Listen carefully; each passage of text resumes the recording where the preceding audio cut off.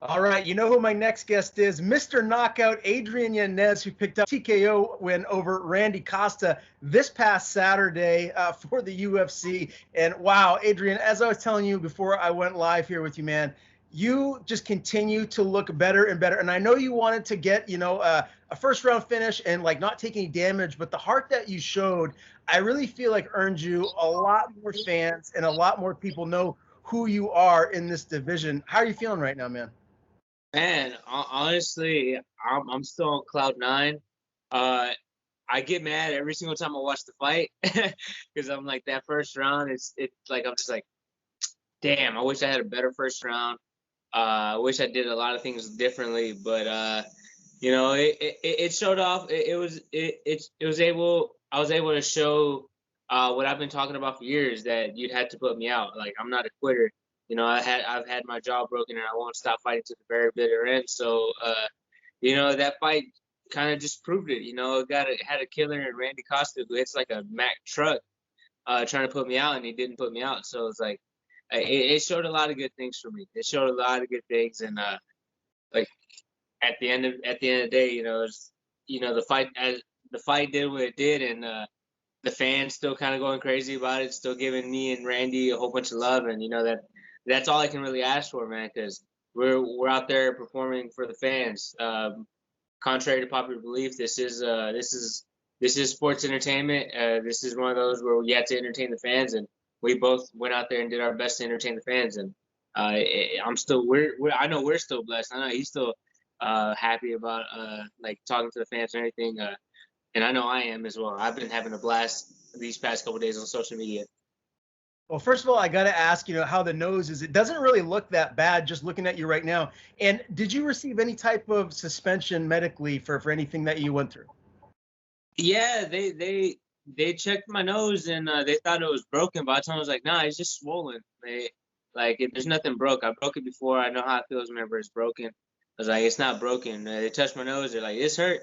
And they're like doing all this sorts of like, like giving it pulls and turning it side, trying to turn my nose sideways and everything. Like, nah, I'm fine. It's like, stop it. You're making it hurt now. But no, they gave me 180 days suspension. But I go get X-rays tomorrow on my face and on my shin, and once pretty much I get the okay from that, the suspension reduces from 180 to 21 days. So after that, like I should be fine. Like there's no injuries. There's no injuries. Like my nose is fine. My shin is fine. Just swollen. I just gotta ice it down. So yeah, nothing big. What they like to do is they want to make sure that like you get the longer suspension just in case there is something wrong, and whenever there is something wrong, they're like, okay, you have 180 days. But they just told me once you get it cleared, you get 21 days. You'll be fine. Okay, that's good to hear. So hopefully we'll see you back in the octagon sooner rather than later. Let's talk about that first round. Obviously, it didn't go the way that you wanted it to. Was this just a case of trying to figure out like his range and timing? And he's obviously has a long reach. Can you just kind of explain maybe what went wrong for you in that first round? Yeah, it was a lot of things. It was absolutely a lot of things. The first and foremost, it was Randy. Randy, he came out, and I thought he was going to come out completely differently. I thought he was going to be really kick heavy, like how he's been in a lot of his fights. And he came out, and he did throw kicks. He did throw the kicks, but he kind of threw all that out the window. And literally, I think he only probably threw like 8 kicks that whole round, and I actually ended up out kicking him in this fight, which I found was really really weird looking back at it, because he was really boxing heavy. Like he started throwing and snapping his jab out there, and it was real weird because like his style is it's a little bit funky because the how long he is. Sometimes he looks like he's in range, but he's out of range. And whenever he was walking in forward, sometimes he would go really lead foot heavy, but then he would transfer all of his weight to the back and just be in that constant flow of like being in and out of range. So it was kind of hard to time. Whenever you go with someone who's we're not saying Randy's not technical, but you go with somebody who's like is is technical the whole entire time. Doesn't really have like that much of an unorthodox type of a style. It's a lot easier to see that jab coming than someone like Randy's. And on top of that, Randy had a great, phenomenal jab, even for someone who like who just started working on it. Like he's working with a great boxing coach, and man, they worked on it tirelessly and endlessly, man. And I should have took notice whenever I saw him working with them. So that was my fault. And then also, man, Randy just as soon as he got the jab going, he was super annoying with it. A lot of them they weren't hurting, but they were just annoying. And then he was popping them at a good spot, and he just kept it consistent. And that was the biggest problem, is that he just stayed consistent. And while I'm trying to move my head and get out the way of those shots, man, it was just annoying because he's super long. So you think you're out of range, but he's still in range. So it was super weird. But once I started getting my footing, started kind of realizing that I need to stop looking for the one shot knockout or like the one shot punches and everything.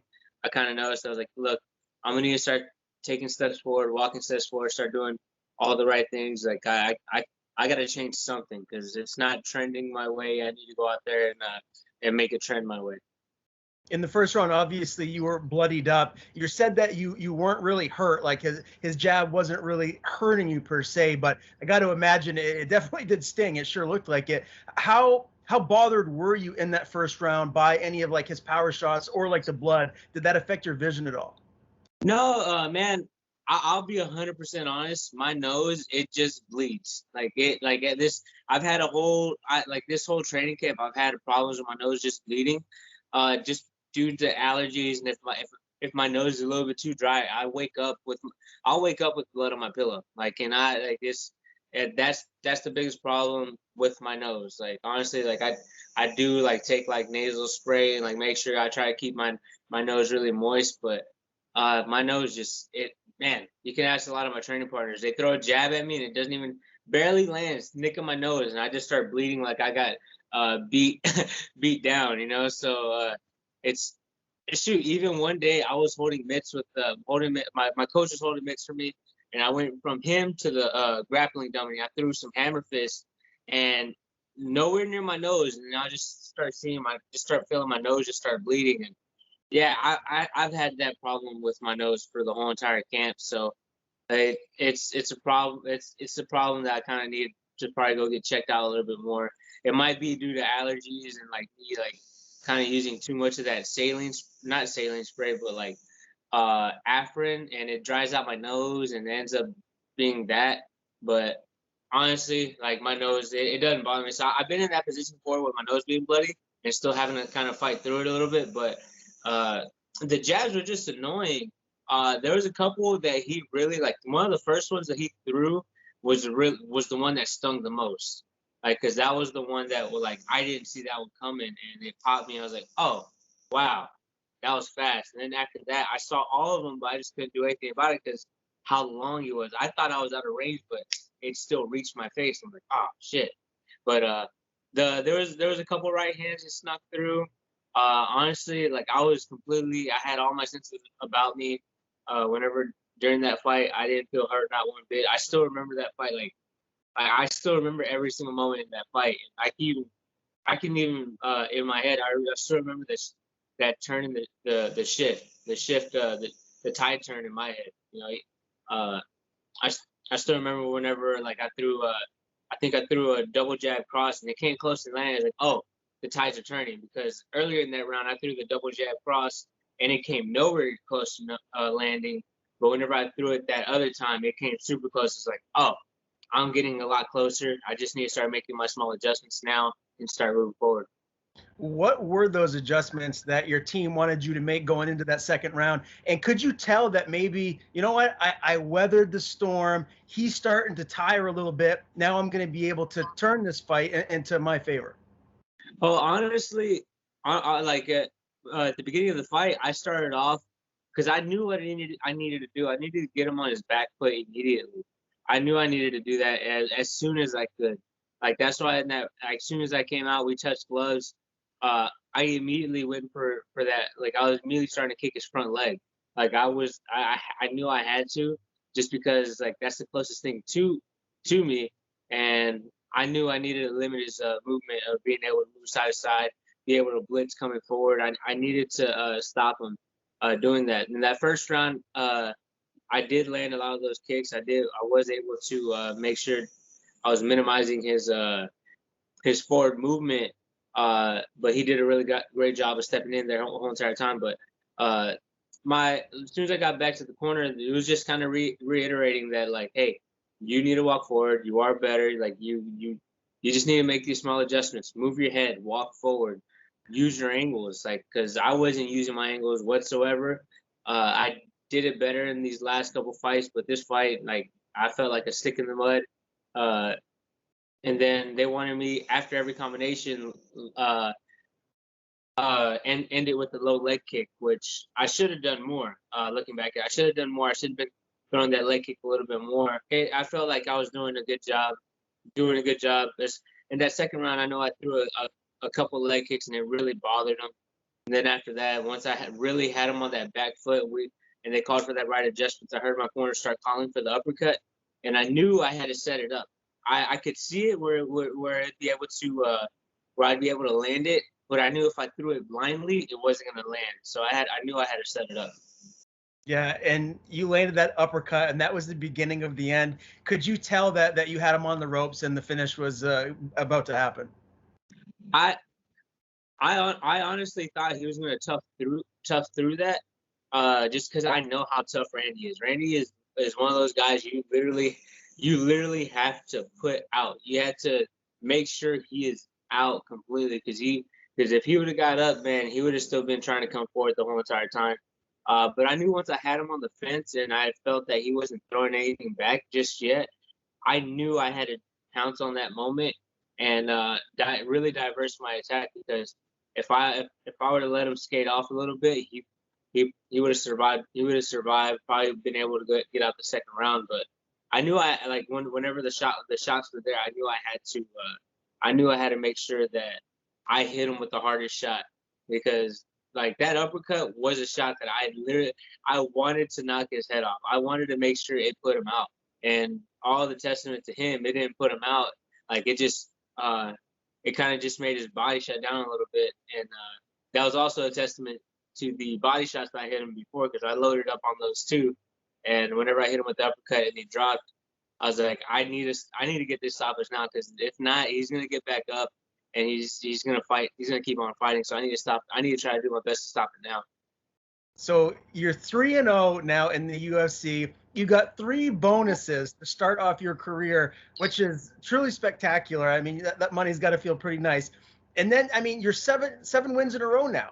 And this win over Randy, man, this wasn't just a regular win. You beat a really, really tough guy, someone that I thoroughly expect to be in the top 15 soon, much like yourself. What does this win, overcoming that adversity in the first round, do for your confidence?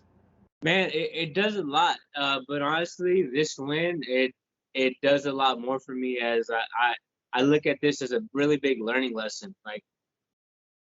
I've been looking at it, and I really haven't celebrated. I've been looking at this fight, and it's all cool being able to come out on top. It's all cool, being able to get the finish and everything. But that first round, I still look at it and I'm like really disappointed with myself, because I know I could do better than that, and I'm going to do better than that. And it just and also at the same time, it kind of excites me, because like, man, now I got something to work on. Now I have something to improve. Now I get to go out there and like, oh, okay, I was shown a hole that I thought that I didn't have, and now and now for me, it makes it a little bit easier for me to look at my mistakes and learn. Because these past couple fights, I wasn't, not that there wasn't anything to learn in there, but there wasn't as much. Like that Gustavo fight was pretty much a shutout. That Victor Rodriguez fight was pretty much a shutout. My contenders fight was pretty much a shutout. Like my last 3 wins before Randy were like flawless performances, and this fight kind of opened up a lot for me. And now I got to go out, got to work, and I really want to be in the top 15. So I got to work on it. So now with a big win over Randy Costa, it does a lot. It does a lot of good for me, but also it even made it better for me because I have a lot to learn now. Like it's only gonna get better for me because, man, like it's cool getting a win. But I find it even better whenever you find something that you get to work on, you get to learn, and you get to improve yourself as a fighter. And because for a second there, you kind of get, I always try to keep myself pretty level-headed, pretty grounded. But coming back and knocking out the last three guys, and now 4 in a row, sometimes you kind of get a big head. And it's really cool sometimes to be able to get that drawback a little bit and kind of reassess everything. So it's pretty cool on both ends. I still get the win, but also I did get a lesson, and now I get to work on that and get better. Very well said. You also get a month's supply of Dr. Pepper. So I'm sure you're going to probably indulge a little bit with your favorite drink. How heavy do you expect to get here before you dial it back in and get right back into fight shape? Oh man, these past couple days, man, I'm telling you, I know I drank for sure over 2 gallons already, like for sure, like that without even trying. I know I had. There's my manager Jason, his wife Lisa gave me a whole bunch of these small little ones. Like, she gave me like a little 12-pack, and I already crushed them. Like it's not even the morning yet. Like I opened it up this morning, and they're all gone. Like they're all gone. This one came from actually Juan Cardenas with the UFC Espanol team. He gave me a little refrigerator and everything. Like hold on, let me grab it. It's pretty cool. got me a little Dr. Pepper fridge, and it was filled up with Dr. Pepper, and as you can see, it's all gone.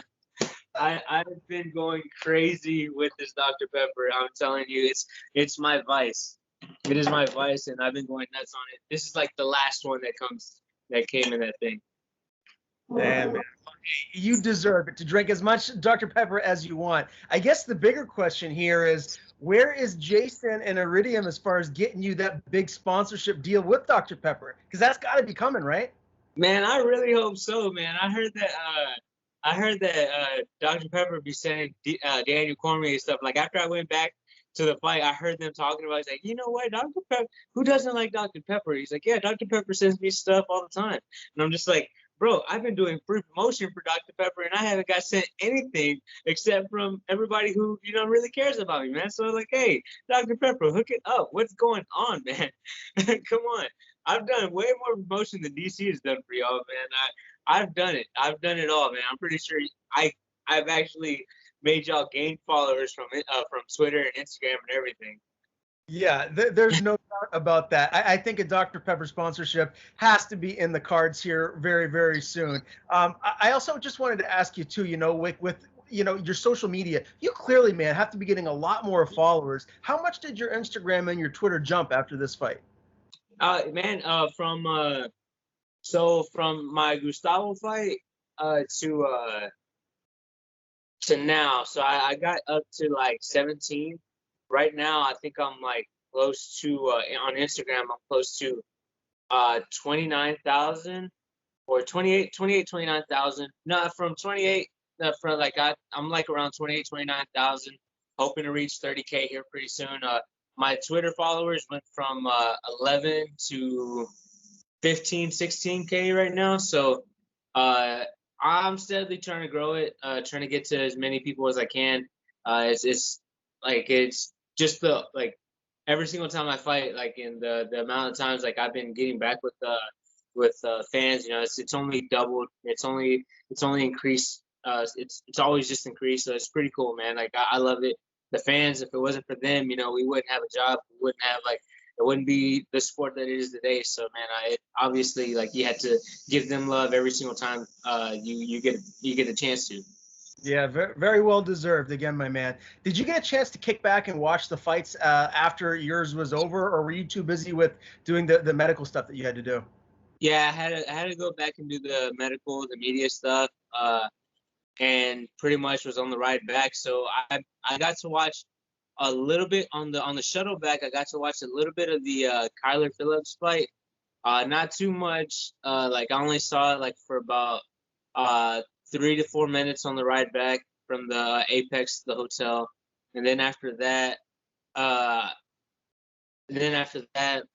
we watched a little bit of the. I watched like a little bit of the Corey Sandhagen TJ Dillashaw fight. I didn't really get to sit back and watch the fights because right after I got back to the hotel, I needed to wash up. I needed to get my face washed and everything. But came back out in the general consensus was kind of pretty much TJ's positioning and cage control versus the damage of Corey Sandhagen from what I heard. So I got to sit back and watch and actually like make my actual like how can I say my assessment of that fight. Yeah, gotcha. That's what I was going to ask you, what you thought about that main event fight. And then the other big takeaway from this event in general was the judging decisions. A lot of awkward judging decisions, a couple in particular. You know, I've asked you this before. It's been a minute, but like, what do you feel MMA in general needs to do to fix these judging controversial decisions? Because there's a lot of them, and it just seems to just keep gaining more and more momentum. Honestly, I feel if you give out open scoring, I think open scoring would probably be like would be a really good addition to what we have now. Like, you know, there's a lot of judges that don't know what they're looking at, don't really know how to score a fight. You know, I think what you need to do is you actually need to sit down and actually have like seminars on how to score a fight. You know, from what I've heard, I know they had like Herb Dean is one of those guys that tries to go out there and like make sure refs knows what they're looking at, judges know what they're looking at. But man, I feel like it's mandatory for them to actually study and study how to judge an actual fight, see what goes on. And then also too, man, there's a lot of points given for if someone controls a position or stalling and doesn't make do any advances. Like if you get the takedown.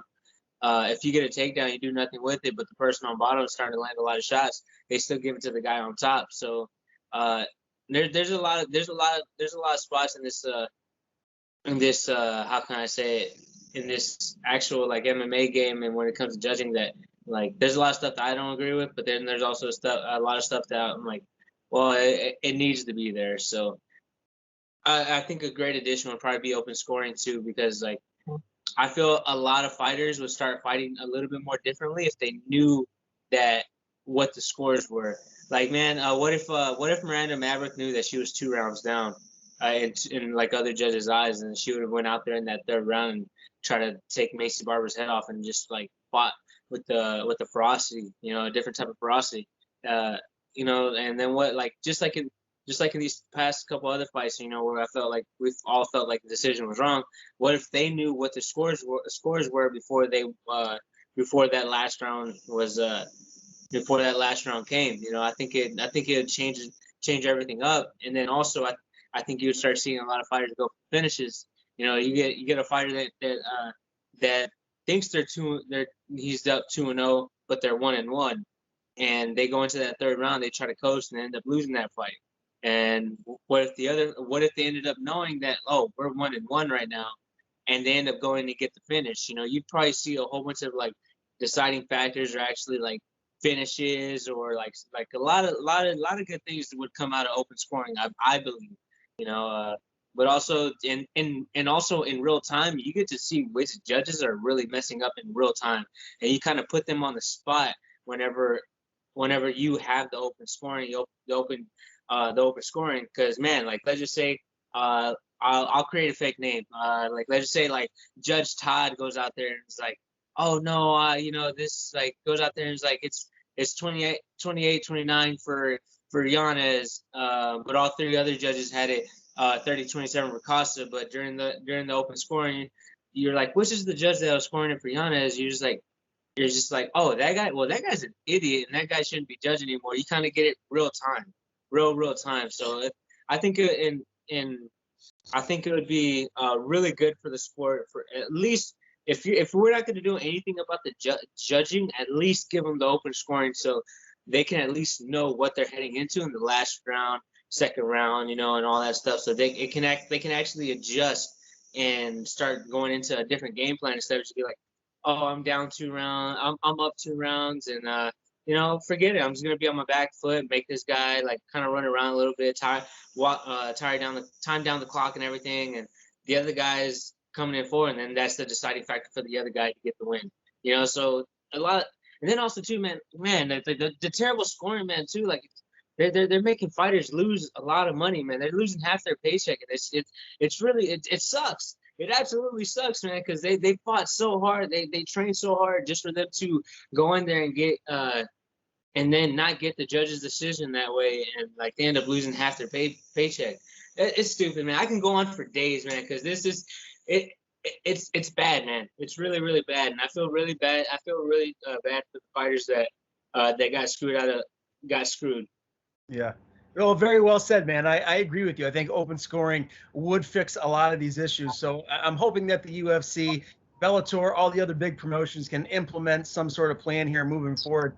I did just want to get your take, too, on where you feel you are now in the bantamweight division. After this win, after beating a really tough guy in Randy Costa, do you feel like you're deserving now to be in the top 15? Like, where do you feel like you should be right now in the division? Man, I feel like I'm scratching on the door. I feel like I'm scratching on the door, especially somebody like Randy Costa.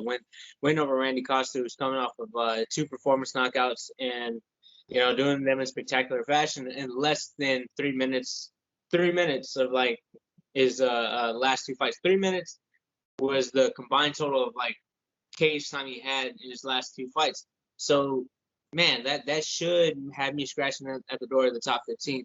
But with how stacked this division is, one good fight this weekend or in 2 weeks, man, might have me pushed back out. But that's how stacked the division is, which I have no problem with because, man, it's just great competition all around. I do want to make sure I solidify my position just outside of the top 15, so nobody else can come and take my spot.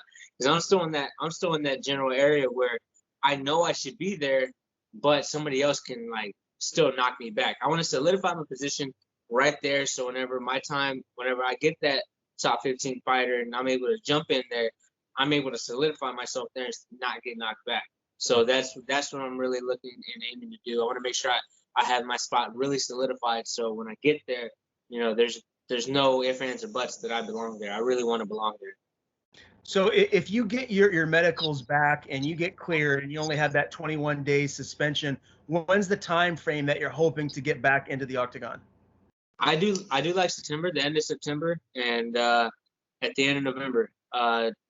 December, January, and February, I do want to take off just for personal reasons. But after that, 2022, I'm gonna be super active, super busy, trying to make sure that I get to that top 15, top 10, hopefully top 5 by the end of that year. I will still want to continue to fight, still want to continue to grow, and that's my timeline for me. September, November. If all else fails and they have me fighting kind of further apart, then I would rather prefer just to fight in November. But I really want to fight September, then November. So give me a name, man. Is there someone that stands out that you're hoping you can step in there with next? Man, honestly, I haven't thought that far ahead, but I see a lot of people giving me names and everything. So I'll just wait till I see a good one. I really don't want to fight backwards. I want to fight ahead of me. So it just really also depends. There's a lot of good fighters out there. 135 division. There's not a shortage of fighters whatsoever. So whoever's there, man. Honestly, right now, whoever's there. But I know if it's September, it's pretty much almost like hey, you got to take what you can get because it's already so close, and they book these fights like 3 months out, 3-4 months out, so it's kind of hard to get in. But so it's like a take what you get. So it's honestly just whoever, honestly. Okay, good enough, man. Well, last thing for me before I let you go, I don't know when the next time I'll talk to you will be, depending on when your next fight is booked, but I wanted to get a couple of fight picks from you because I'll be doing like these pros picks, kind of like what James Lynch does, and I wanted to see who you think is going to win between Jan and Sterling, also Usman and Covington too, and Izzy and Whitaker too. Who do you have winning those 3 fights? Okay, so I have Jan winning that second fight. So the next one is Usman versus Covington. I do have Usman taking it, and then I have Izzy taking it. So Jan, Usman, and Izzy. Okay. And give me a little quick breakdown. Like, how do you see each of those fights playing out? Okay, yeah. So with Aljamain Sterling and Peter Yan, I know that fight kind of just pretty much explains itself. Peter Yan didn't let loose with any type of like. Well, let me rephrase that. Aljamain Sterling didn't get any takedowns in that fight. He got outstruck.